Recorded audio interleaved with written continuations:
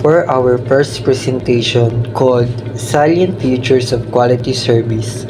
In the first slide, you can see the representation of inseparability of production and consumption na kung saan makikita natin na mayroong magpapagupit at itinuturo niya sa barbero kung anong gusto niyang maging kalabasan ng kanyang gupit.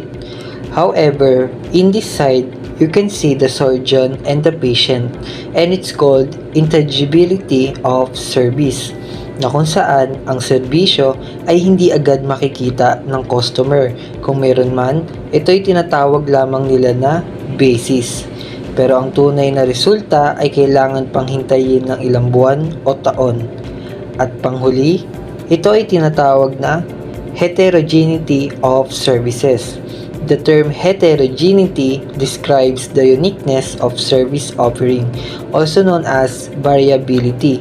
In other words, services are generated, rendered, and consumed at one time. For our second presentation, obstacle to attaining service quality improvements. In this part, makikita natin ang ilan sa mga hadlang patungo sa maayos na serbisyo. Una, delivery uncertainties, na kung saan hirap makapagdesisyon at wala sa focus ang isang tao na nagiging dahilan ng pagkalugi o pagkasira ng negosyo at kumpanya.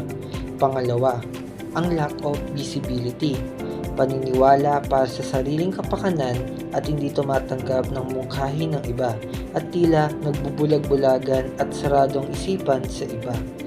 At panghuli, time required to improve quality service. In this part, makikita natin na masyadong busy ang dalawang tao na nagiging dahilan ng kakulangan sa oras. Kung minsan, isa ito sa nagiging dahilan para hindi magampanan ang tungkulin sa kanilang trabaho.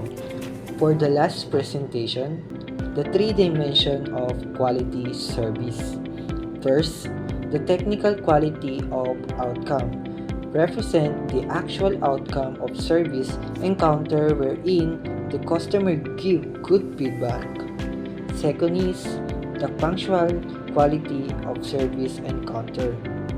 Interaction between the provider and recipient of a service, and it's often sharing good idea and suggestion. And lastly, the corporate image, wherein the customer perception about the service is good. That's why he give a satisfaction rate and as a positive feedback to provider.